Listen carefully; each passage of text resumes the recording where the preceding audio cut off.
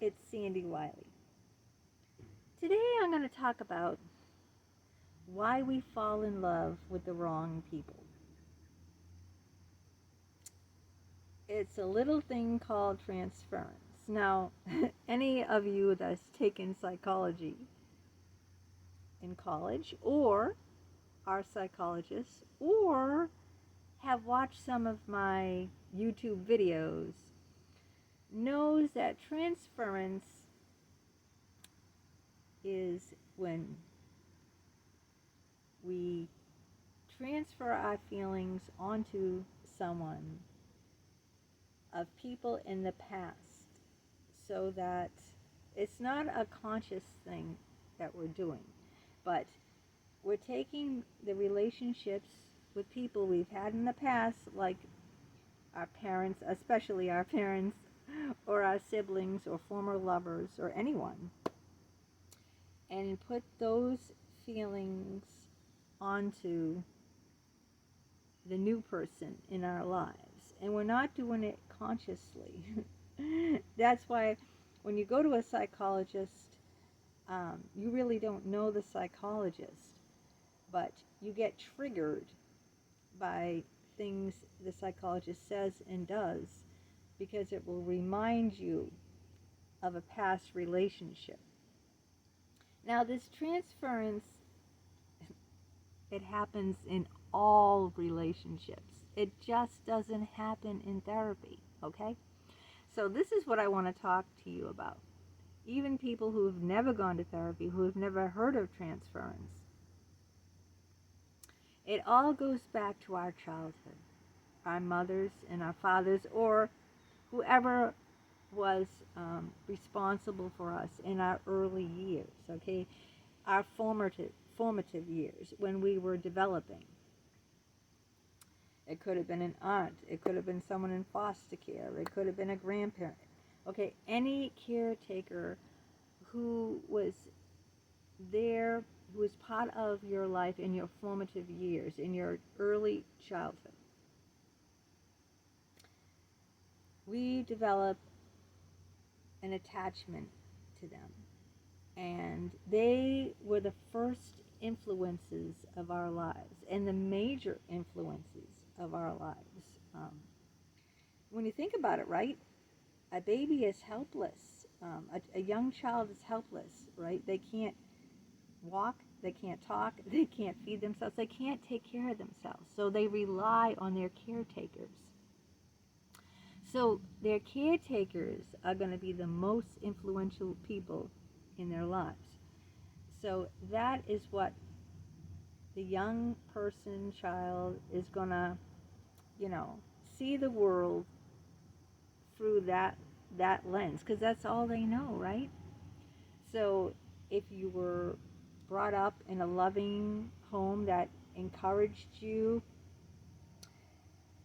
and fostered your independence and fostered your personal and emotional growth, you're going to come out as an adult a well-rounded person. Now, if you were in a home where your parents bullied you, um, physically beat you, verbally called you names, shamed you, told you were stupid, you were nothing, then you're going to see those kids go out and bully other kids, because that's all they know. That's what they grew up in. So when they leave, when they go to school, then they start, you know, putting that out, bullying other kids, because they're just copying, they're copycats. Everything that a young child sees, they're going to copy. But okay, when you're an adult, you're not aware of how much your childhood has impacted. I wasn't. How much your childhood has impacted you, and your decisions in life, and your decisions with other people in other relationships. It impacts you immensely. You're going to seek out and fall in love with those people who were your parents. You don't do this on a conscious level, okay? You're not aware that you're doing this. Like, take for instance, my former psychologist I had a 2-year sexual relationship with, James Barberia. Now, he was both my mother and my father. See, I think the reason why you do this is you're trying to, it's first of all, it's familiar. Even if you were, traumatized, beaten, and verbally abused, it's what you've known, and everyone feels safe with what they have known, even if it's bad. You know, what's really scary is the unknown. So people will often tend to stick to if they grew up in chaos, they'll pick a partner who, the relationship is chaotic because that's how they grew up and that's familiar and that feels safe to them. That's what they know, but they're not doing this on a conscious level. They're not saying, oh yeah, I picked out that guy because it reminds me of my father. He used to swear at me and call me a little shit, They're not doing it like that. See, it's not conscious. So anyway, how Jim reminded me of my father is because he reminded me of both my mother and father, but my father would be very moody, and Jim was very moody. My father would come home from work, and he'd always have a puss on. My mother, that's the first thing she would say is, oh, you got the puss or I forget, she used some Italian word. You got another puss on, you come through the door, When someone comes home from work, you haven't seen them all day. Usually, it would be a decent thing to say, hi, honey, or kiss them, how you doing? Not like come home be have a puss on, not even say hello, walk by and don't even pretend the person exists. When the wife has put out a meal that she took hours to prepare and you don't even acknowledge her, and Jim, every Saturday night when he used to pick me up, we used to go out on a date to a restaurant, a nice restaurant. I'd get in the car and he wouldn't even smile. He'd have a scowl on his face. And that is exactly how my father used to come home every night when I was young and enter the house, the same exact way that Jim picked me up every Saturday night. See, now at that time, I didn't put that together, the familiarity of that. And another thing that Jim was he was like my mother. He used to swear and shame me, He used to say, F you. My mother always swore at me. She called me horrible, horrible things. Well, Jim would do the same thing. He'd swear and shame me and blame me. My mother would blame me that, oh, if I didn't have you, I wouldn't have to stay in this horrible marriage. I only do it for your sake. See what I mean? Put all the responsibility. My mother was putting all the shame and the blame on a young child, saying to the young child, me, that I was the one responsible for keeping her in her bad marriage, to a schizophrenic man that, had a lot of problems. If she didn't have me, she could just walk out and leave. She was putting all the shame and blame on me, just like Jim Barberia was putting all the shame and blame on me, saying I was responsible for all his patients.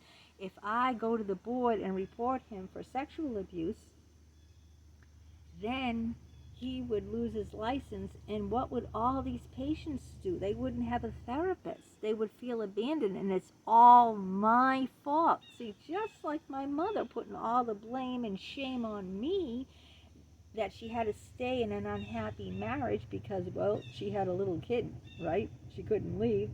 She didn't work, and my father was bringing home the money or whatever, I don't know what reason she had, but it was all because of me.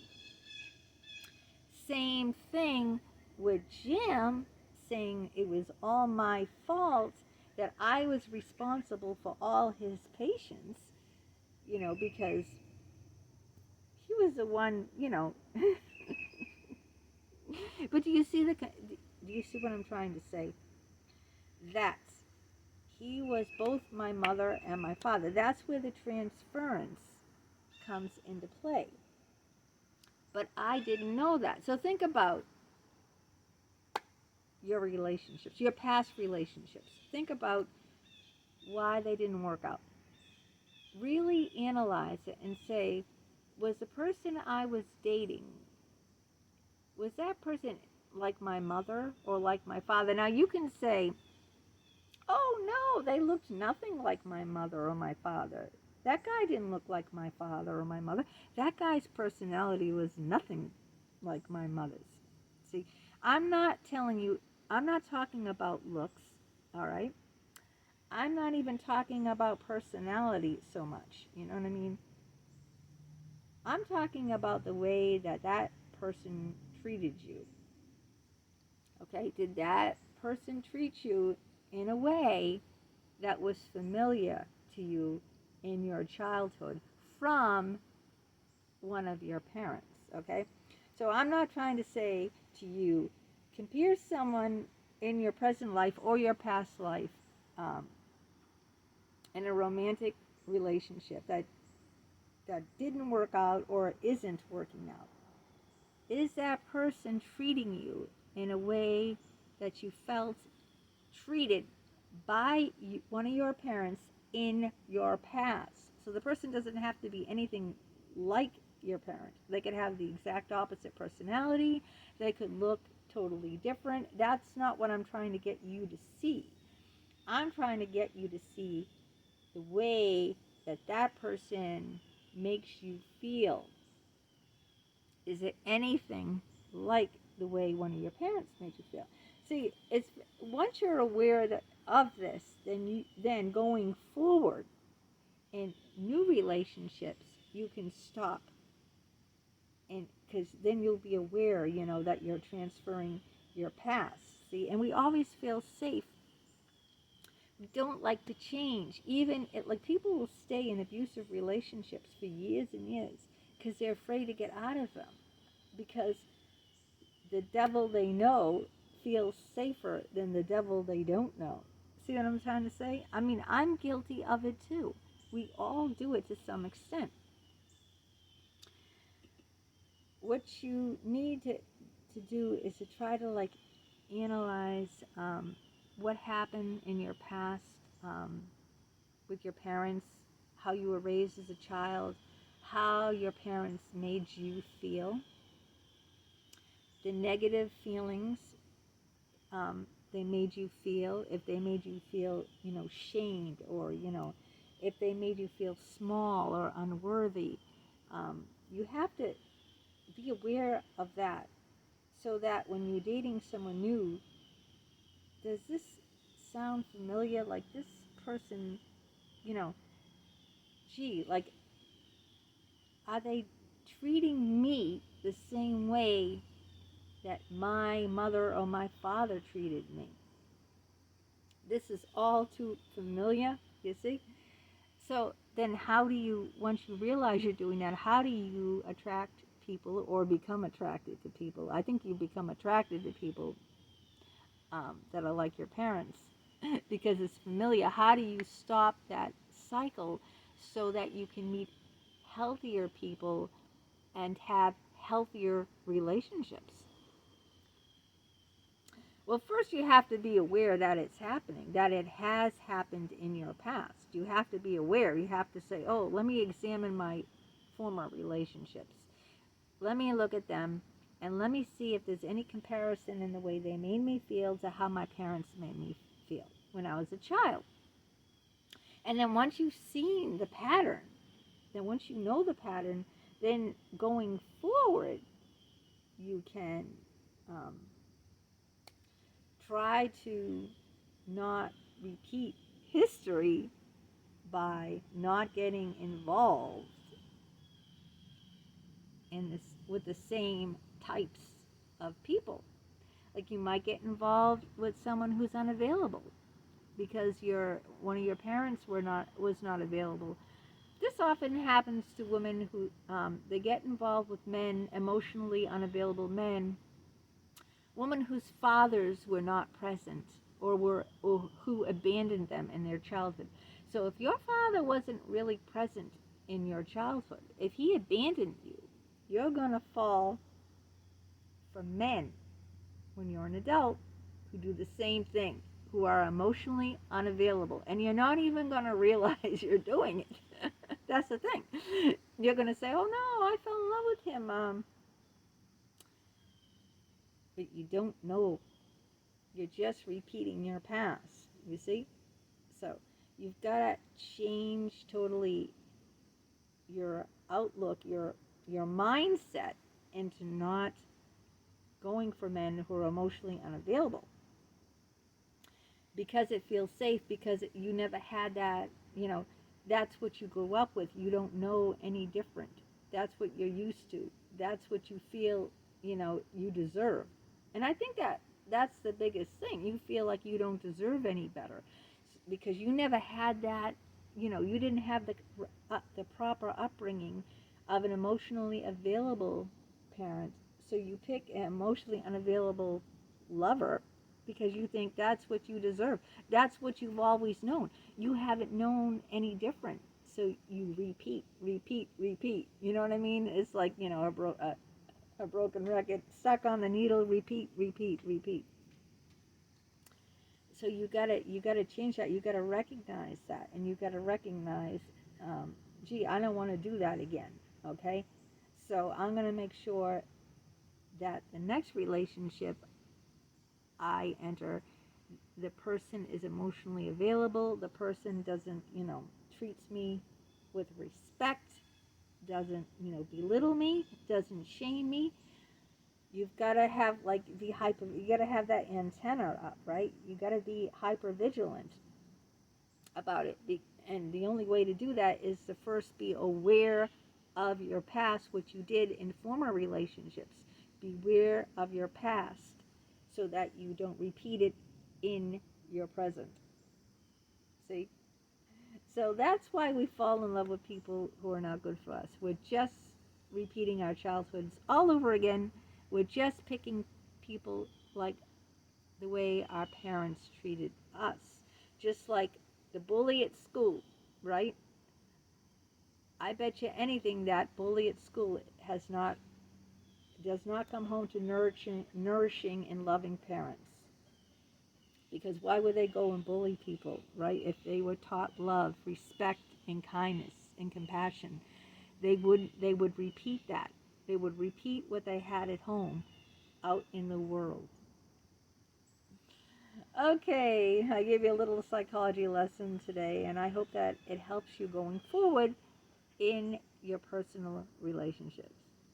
Take care.